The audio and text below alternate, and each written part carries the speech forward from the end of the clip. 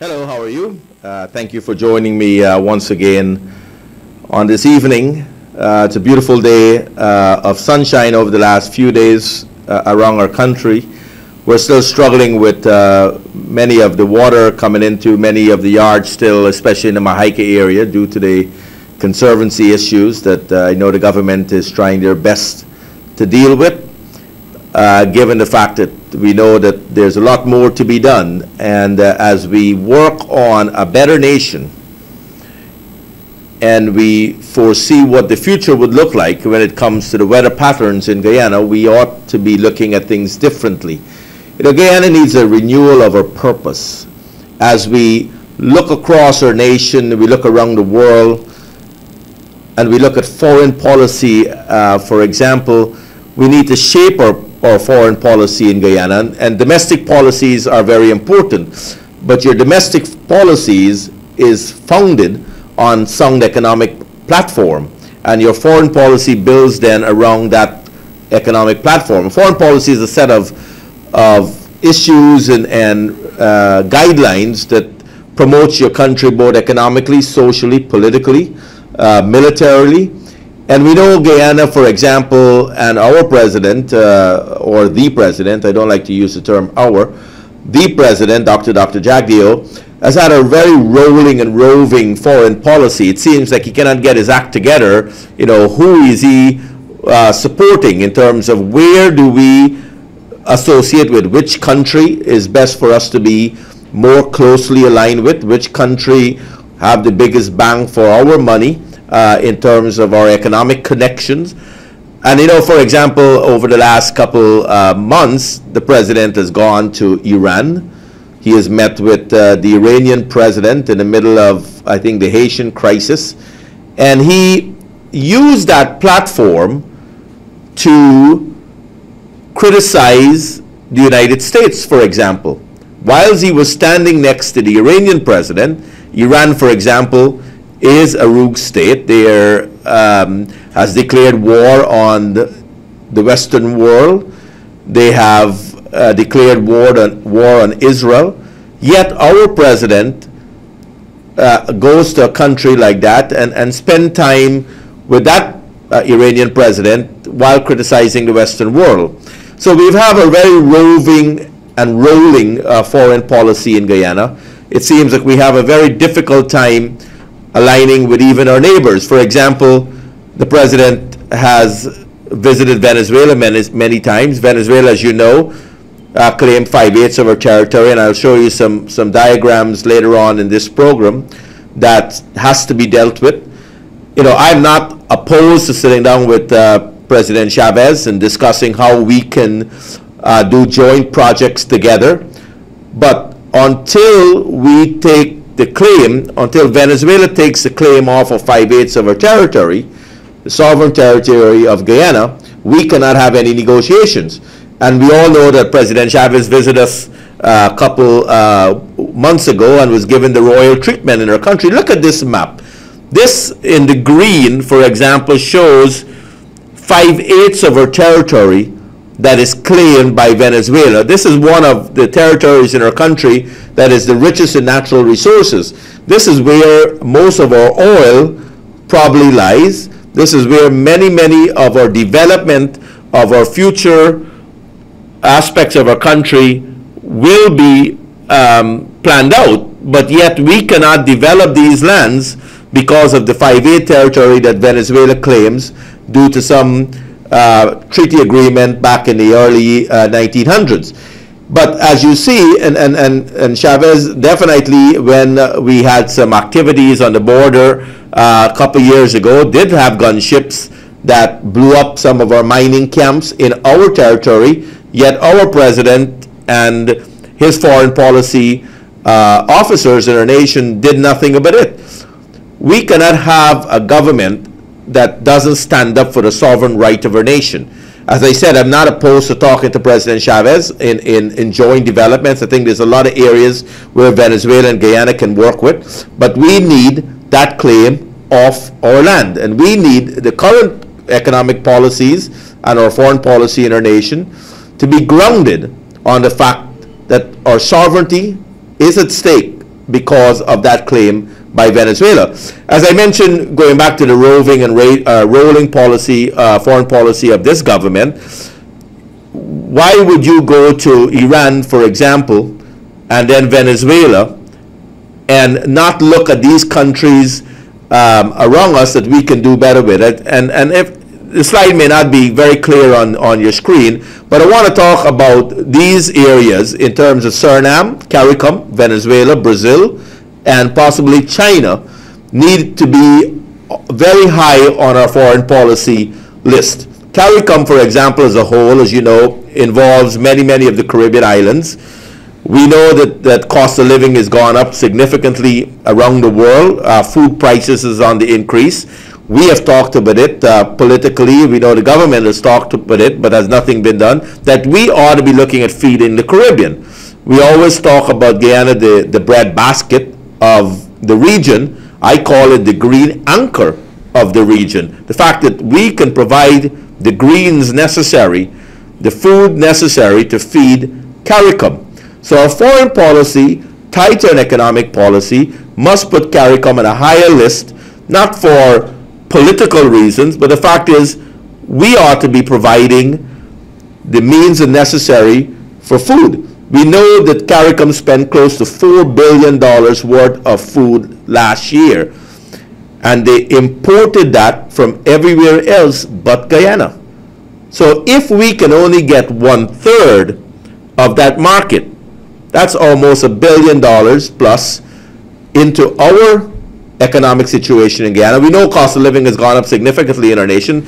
Bus fares are on the rise. Gasoline is on the rise. We got 30% government taxes on gasoline. Well, they slashed it by 10%. But they need to stop taking so much money for us. But it goes back again to our economic policies and our foreign policy. If we're concentrating on CARICOM to feed those nations, then we ought to be doing things differently in Guyana. We can't just grow Bora, as I've mentioned many times, in small quantities. We've got to grow it in large quantities. We also have to start looking at ways of developing our interior higher ground for agriculture. Look what is happening to our farmers today. Rice, 20-30% of our rice crop is lost. Our cash crops are gone. People are rushing to the markets to get rid of their products because, you know, the water that we cannot control is beyond our means, the government means of using our taxpayers' money to ensure that we have proper drainage and irrigation in our nation. So again, one of our foreign policy, shaping our foreign policy, tied to an economic plan, the foundation of our economic plan, is to ensure that we are concentrating on providing CARICOM markets. But what do we need to be able to do that? You've got to have cargo.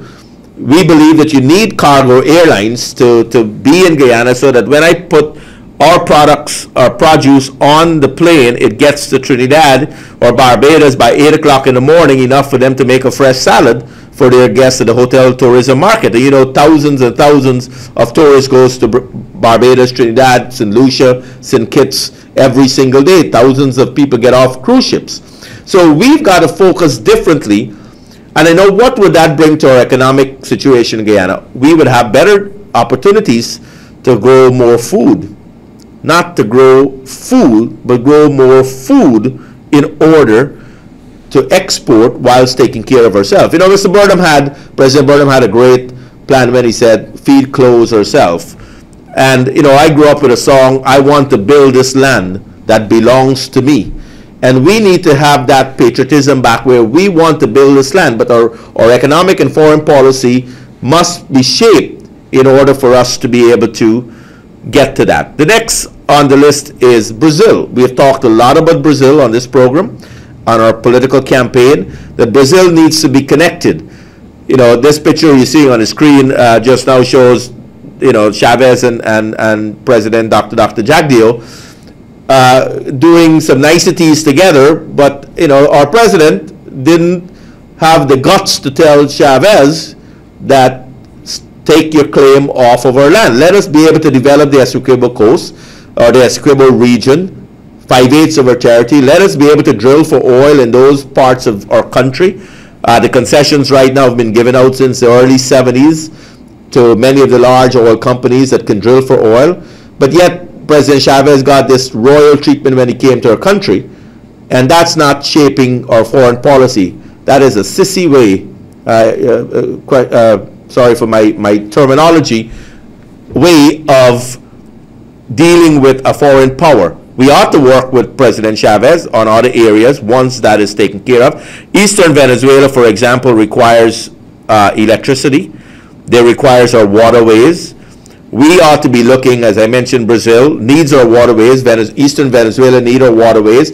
We need to look at a triangular approach to putting these economic vision in place where those two areas, countries, Brazil and Venezuela, coming down eastern Venezuela, northern Brazil, can use Guyana waterways for us to build our deep water harbor, for us to look at finishing the road to Brazil. We talk about that in our 10 economic plans on the last program. But as you look at Brazil also, our ethanol production needs to be developed here in Guyana. Brazil uses 85% ethanol in their vehicles, 15% gasoline. We use 100% gasoline. We ought to be looking to Brazil to import all our vehicles, especially with the Japan crisis. We should stop bringing in any Japanese vehicles out of Japan. We should be looking at energy efficient vehicles for our nation. And why not go right next door to Brazil? So our foreign policies, again, we've got to concentrate on areas such as Brazil. For the president to go all the way to Iran to tell them about our potential uranium in our country and come and map all resources for uranium, for Iran to come and take our natural resources to use it for nuclear power or to use it against humanity, as you see the president here shaking Iran president's hand. This is a man that says he will kill the Western world. He will bomb Israel and kill all of them. Why do we need to be dealing with people of this magnitude? Why not deal with folks right next door to us, Brazil? Brazil, again, is the 5th largest economy in the world. We need to be looking at the ethanol production, the road to Brazil, the Deepwater Harbor. We have talked a lot about Suriname also. Suriname, we can do joint partnership on oil exploration. I'm glad that, one thing the government was successful 5 years later was getting Suriname claim off of our territory in the quarantine. But we've got to look at a much more aggressive foreign policy, and I will take your calls on that discussion today. And the other parts of China, China has materials in terms of production facilities where we can import certain production areas from China. You didn't see me put the United States on this map because Brazil is right next door. CARICOM is right next door. We don't need to concentrate on America right now. America has a lot of other imports coming in from Costa Rica and other areas. One thing, though, that the United States that we've got to concentrate on is the fact that we have 1 million of us living in North America. And so we need to look at 1 million non-resident Guyanese, the diaspora, as part of our foreign policy. Not United States of America and figuring out how to do bilateral trade with America. That's going too far. Brazil is right next door. Let's concentrate on Brazil, Eastern Venezuela, Suriname, and CARICOM. That, again, should be the foundation of our national foreign policy. But, as I mentioned, 1 million Guyanese living outside of Guyana, plus the 750,000 of us here, we ought to be looking at connecting that Guyanese that is everywhere else but Guyana with Guyana. What do they want? They want kashri. They want pepper sauce. They want achar. They want some hassle once in a while. Those are things that we can figure out how to connect with them. So it's not about trade with the United States, but it's trade with our fellow Guyanese that are around the world. And we've got to look at all of that as we look at this election. We look at the constitutional change that is necessary. I attended a constitutional briefing this afternoon from the expert from Kenya. And one thing in our discussion as we learned, when the Constitution was passed in 1980 in Guyana, and President Burnham had a referendum, only 12% of the Guyanese showed up for that polls to vote this Constitution in. And the PPP, as you know, campaigned aggressively in 1992 that says this Constitution is the worst thing ever, it must go. And they got into power and they loved it. All the talk about President Burnham and the PNC was bad. Guess what? The PPP took everything the PNC had, which was the biggest thing was the Constitution. And they embraced it, they kept it, and they took all the powers with it. And the president right now can bypass the regional bodies, he can bypass the local bodies, he can bypass parliament, he can bypass the cabinet and do what the heck he wants. But he took that constitution from President Burnham, which they said was bad, and then took it with them. So as we look at foreign policy and we start to shape foreign policy, it is grounded on an economic platform. We talked about many of those items that are necessary for us to move our nation forward. At the end of the day, what is it we want? We want better jobs in our own nation. And if we've got to work closer with Brazil, we have to work closer with Venezuela once they take that claim off of our land, and we need to do whatever it takes to take that claim. I would right away start developing our scribble lands, and whether it's Chavez or whoever else takes over Venezuela, if that dictatorship ever falls, going to have to come across and says they want our territory. It's our territory.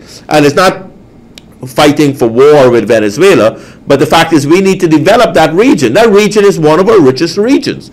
And if you look at that map again, 5/8 of our territory is claimed by Venezuela. We have to move forward in order to get Guyana out of its rut. We would not be suffering today had we been developing those lands for oil, for other natural resources that is on that land. Right now, a fare to Sault Lake to Georgetown is at $300, right? You now have doubled what you pay coming from Sault Lake to Mary to Georgetown. But your salary is still, as one gentleman told me while I was in Border Market tonight, he says, Mr. Ramsaroop, my wife sets aside $2,200 a week for transportation. Now it's doubled. She's going to have to quit her job because she cannot afford to pay the transportation costs. Our salaries are not going up. I asked the president, Dr. Jagdeo, is to look at the tax system in our nation. 16% VAT must be cut immediately to 8 to 10%, especially given the cost of living rise in our country. Gasoline prices ought to be slashed with the taxes. 10% is not going to do it. You take 30% of the gasoline a gallon to your coffers of the National Treasury, yet our rice farmers and our cash crop farmers are suffering today because you did not do your job in ensuring we have proper irrigation, and did not do your job in ensuring we start moving out of the coastal plains and developing agriculture on the higher grounds. So with that introduction to foreign policy, introduction to a domestic economic platform that we believe must be the cornerstone of our nation going forward 2011 and for this decade, we've got to work with each other. We've got to change the Constitution. We've got to step out and be bold and tell the current government that they have done the best they could have done, if that's being nice to them, but it's time for them to go. And it's time for us to put good leadership in place, a broad team, a broad coalition of qualified people that have this nation at heart. You know, you have to look in each other's eyes and look in my eyes and look in other fellow citizens' eyes and says, we want to build this land that belongs to us. Plant on this land to build our economy. Feed our children. You know, the song that we sing as a folk song that still exists out there have a lot of meaning to us. And we've got to put that system back in place, ensure that we have a better life for our country. I'll take your phone calls. Yes, you're on the air. Can I help you? Hello? Hello. Yes, how are you? I'm doing fine, thank you. We're talking of a foreign policy, domestic economic platform tonight. Yes. Well, the first thing has to be done is that the change of the Constitution. Yes, and we have harped on that, and we can't harp on it enough. Which has been one of the big stumbling blocks in this nation since and the PPP has made so many efforts that they will do to try to change that Constitution, which to date they have not made an effort. Yes, and imagine they boycotted in 1980. As I said, 12% of the population went and voted for that Constitution. The opposition, which included the PPP, the WPA, boycotted that referendum on that Constitution. Yet, these guys got power in 1992 and kept it and abused it and exploited much more than I think even President Burnham may have intended to use it. They see the benefit of it, and Yes. why they have held on to it without any change. Yes, and this time around, we're making a commitment that it needs to, you know, we can't even tinker with it anymore. It has to go. That's where when the constitutional expert that is in our country right now said, They have to go as well. it has, yes, they have to go, yes, I agree. Thank you very much for your call. Yes, you're on the air. Good night, Mr. Peter Ramsaroop. Good night, sir. How are you doing? Very good, very good. Well, okay. You're talking about foreign policy concerning the government in this country.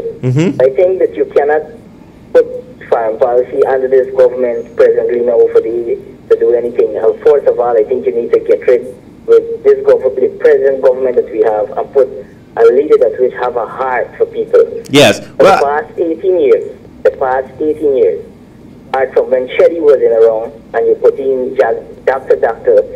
as the president of this country, he have never demonstrated a heart for the nation of Guyana, and we have seen that. So when you look at all these things, what you see he's been doing there is clearly that he shows you that he doesn't have heart for the people of Guyana. So you can't expect better than that from them. The best thing we need to do is to get rid of them. What you are saying, I 100% support you. I definitely will vote for you, because I think that you are, in every man there is a king, and anytime you allow a man dream and his vision to die, it means that he's physically dead. Thank you very much. Thank you very much. I appreciate the caller, and thanks for the vote. As we said, it's election year, we're looking for votes, but it's not just about winning an election. If our commitment, all of us, is not for a country, it's not going to work. And when I talked to that gentleman today in Border Market, and he said, you know, my wife is going to have to quit her job, you know, the sadness in his eyes told me more than I could have taken. The fact that we've got to have better economic platform in our nation. And when you look around our country, and you look and see, as the gentleman said, you know, this government has just don't have a foreign policy. To go to Iran, to go to Venezuela, to go to areas and not really be focusing on, you know, if I was the president today, I would be spending more time trying to connect Brazil with Guyana. Now, we are, you know, the Prime Minister told me one day, he says, Peter, you know, it's not that we don't know what to do, but, you know, we don't know whether or not we want Brazil to come into our country. Well, you got to have immigration laws, just like any other country would kick a Guyanese out in a heartbeat if you do something wrong.